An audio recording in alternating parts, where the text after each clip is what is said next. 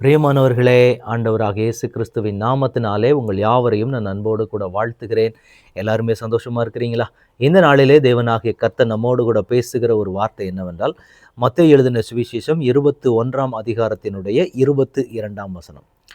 மேலும் நீங்கள் விசுவாசம் உள்ளவர்களாய் ஜெபத்தில் எவைகளை கேட்பீர்களோ அவைகளை எல்லாம் பெறுவீர்கள் என்றார்.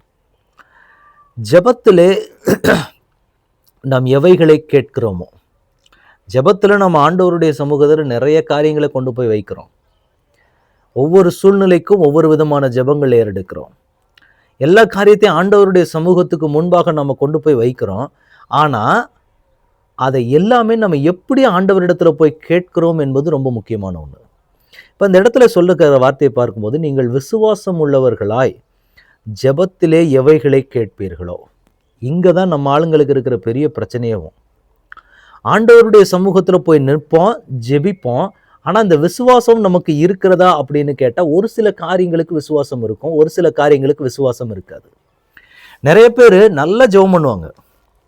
ஜெபம் பண்ணிட்டு ஆண்டவருடைய சமூகத்தில் கதறி அழுது ஜெபித்து விட்டு எல்லா காரியத்தையும் பண்ணிட்டு கடைசியாக வெளியில் வந்து சொல்கிற வார்த்தை என்னவா இருக்கும் அப்படின்னா, எங்கே ஆண்டவர் கேட்க போகிறாரு நம்ம ஜெபத்தெல்லாம்? கேட்பாரா கேட்க மாட்டாரான்னு தெரியல, இருந்தாலும் ஜெபத்தை போட்டாச்சு, நம்ம பண்ணுறதை நம்ம பண்ணியாச்சு, அவர் வந்து கொடுக்க விருப்பம் இருந்தால் கொடுக்கட்டும். இப்படி ஒரு கூட்டம் இருக்கும்.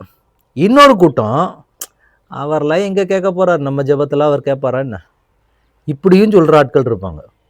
ஆண்டவர் இந்த நாளிலே நம்மக்கிட்ட எதிர்பார்க்குற காரியம், நீங்களும் நானும் இன்னைக்கு எப்படி இருக்கிறோம்? ஆண்டவருடைய சமூகத்துக்கு நாம் போய் நிற்கும்போது, விசுவாசம் உள்ளவர்களாய் ஜெபத்தில் நாம் எதை கேட்கிறோமோ அதை நாம் பெற்றுக்கொள்வோம் என்று வேதம் சொல்லுகிறது. அப்போ இன்னைக்கு ஆண்டவர் நம்மக்கிட்ட எதிர்பார்க்கறது என்ன அப்படின்னா, நம்ம விசுவாசத்தோடு ஆண்டவரிடத்துல கேட்கிறோமா, இல்லை விசுவாசம் இல்லாமல் கேட்கிறோமா? நாம் ஆண்டவரிடத்துல கேட்கறது இன்னைக்கு எப்படி இருக்கு? விசுவாசத்தோட ஆண்டவரிடத்துல கேட்க ஆயத்தமாக இருக்கிறீங்களா? அல்லது ஏதோ கேட்குறோம் அவ்வளோதான். நீங்கள் விசுவாசத்தோடு ஆண்டவரிடத்துல கேட்டீங்கன்னா நிச்சயமாக ஆண்டவர் உங்களுக்கு செய்கிறதற்கு அவர் போதுமானவராக இருக்கிறார். ஆனால் விசுவாசம் நம்மக்கிட்ட நிறைய நேரங்களில் என்ன ஆக ஆரம்பிச்சுன்னா, சூழ்நிலைகளை பார்க்க ஆரம்பித்து ஜெபம் பண்ணுவோம். ஆனால் சூழ்நிலை கொஞ்சம் விசித்திரமாக ஆரம்பிச்சிட்டா நமக்கு இருக்கிற அந்த விசுவாசம் அப்படியே டவுன் ஆக ஆரம்பிச்சிடும். நிறைய பேர்கிட்ட இருக்கிற ஒரு பெரிய போராட்டமே அதான். எல்லாம் நல்லா ஜெபம் பண்ணுவாங்க, எல்லாம் பண்ணுவாங்க, விசுவாசத்தோடு போவாங்க. அங்கே சூழ்நிலை கொஞ்சம் மாறின உடனே என்ன ஆகிரும் அப்படின்னா, ஐயோ இது நடக்காமல் போயிருமோன்னு சொல்லி நம்மளே நாவல் அறிக்கை பண்ண ஆரம்பிச்சிருவோம். ஆண்டவர் நம்மிடத்துல எதிர்பார்க்கிறது, நீங்க ஜெபிக்கிறீங்கப்பா, ஆனா அந்த ஜெபத்துல விசுவாசம் இருக்கிறதா? அந்த விசுவாசத்தோடு நீங்க ஜெபிக்கும் பொழுது நிச்சயமாக அந்த ஜெபத்துக்கு பதில் கண்டிப்பாக தேவன் கொடுப்பார். நீங்க விசுவாசிக்காமல், ஆண்டவர் இதெல்லாம் எங்க பண்ண போறாரு, இதெல்லாம் ஆண்டவர் எங்க செய்ய போறாரு இப்படின்ற நினைப்புல நீங்க ஜெபிக்க ஆரம்பிச்சீங்கன்னா தேவன் அந்த இடத்துல கிரியை செய்ய முடியாது.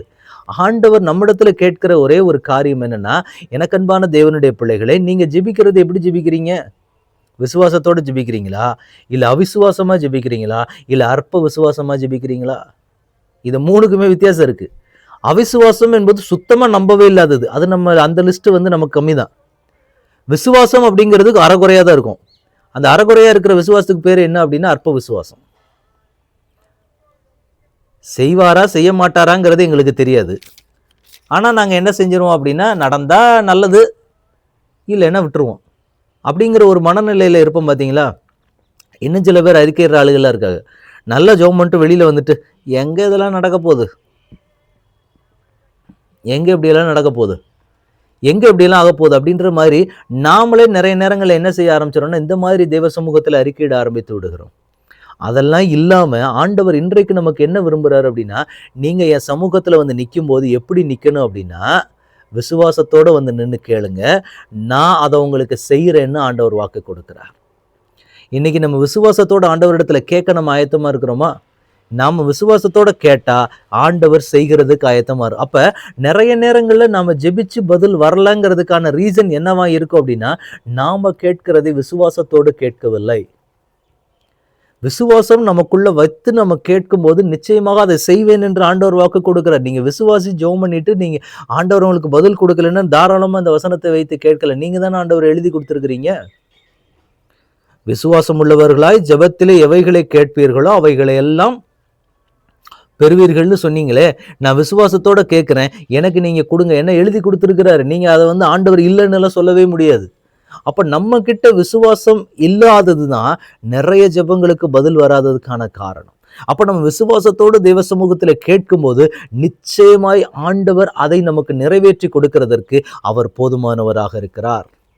எனவே இன்னைக்கு என்ன செய்ய போறோம் அப்படின்னு, ஆண்டவரே இனி நான் உங்க சமூகத்துல வந்து என்ன ஜெபம் பண்ணாலும் சரி, நான் விசுவாசத்தோடு ஜெபிப்பேன், விசுவாசத்தோடு உங்க சமூகத்துக்கு முன்னாடி வந்து நிற்பேன், ஆண்டவர் எனக்கு அதை செய்வீங்கன்னு சொல்லி இப்ப விசுவாச அறிக்கையிடலாமா? ஆண்டவர் இடத்துல பேசலாமா? தகப்பனே, உம்முடைய கரத்துல எங்களை ஒப்புக் கொடுக்கிறோம். ஆண்டவர், நீர் எங்களுக்கு கொடுத்த நல்ல ஆலோசனையின்படியே ஆண்டவரை இனி உம்முடைய சமூகத்துக்கு வந்து நாங்கள் எதை கேட்டாலும் சரி, அதை விசுவாசத்தோடு உங்க சமூகத்துல வந்து கேட்க கர்த்தர் செய்ய போகிற கிருபைக்காக உமக்கு நன்றி செலுத்துகிறோம் தகப்பனே. அதை எங்க வாழ்க்கையில செய்து நீர் எங்களை மகிழ பண்ணும்படி உங்க கரத்துல எங்களை முழுவதுமாக ஒப்புக் கொடுக்கணும். பரலோகத்தின் தேவனுடைய கரம் எங்களோடு கூட நிறைவாக தங்கி இருந்து எங்களை ஆசீர்வதிக்கும்படி நாங்கள் ஜெபிக்கிறோம்ப்பா. எல்லா தடைகளும் இயேசுவின் நாமத்தில் மாறட்டும். எல்லா சூழ்நிலைகளும் இயேசுவின் நாமத்தினால மாறுவதாக. தடைகளை கர்த்தர் முறித்து போடும்படி உம்முடைய கரத்தில் எங்களை முழுவதுமாக ஒப்புக் கொடுக்கிறோம்ப்பா. சேனைகளின் தேவனுடைய கரம் எங்களோட கூட நிறைவாக தங்கி இருக்கட்டும். ஆண்டவரே, இனி நாங்கள் எல்லாவற்றையும் விசுவாசத்தோடு ஜெபித்து நாங்கள் ஜெயமெடுப்போம் என்று சொல்லி உம்முடைய சமூகத்தில் இந்த நேரத்தில் நாங்கள் அறிக்கை இடுகிறோம் தகப்பனே. கர்த்தர் அப்படி ஜெபிக்கிற கிருபைகளை கொடுத்து வழி நடத்துங்க. இயேசு கிறிஸ்துவின் நாமத்தில் ஜெபம் கேளும் எங்கள் நல்ல பிதாவே. ஆமேன், ஆமேன், ஆமேன். God bless you.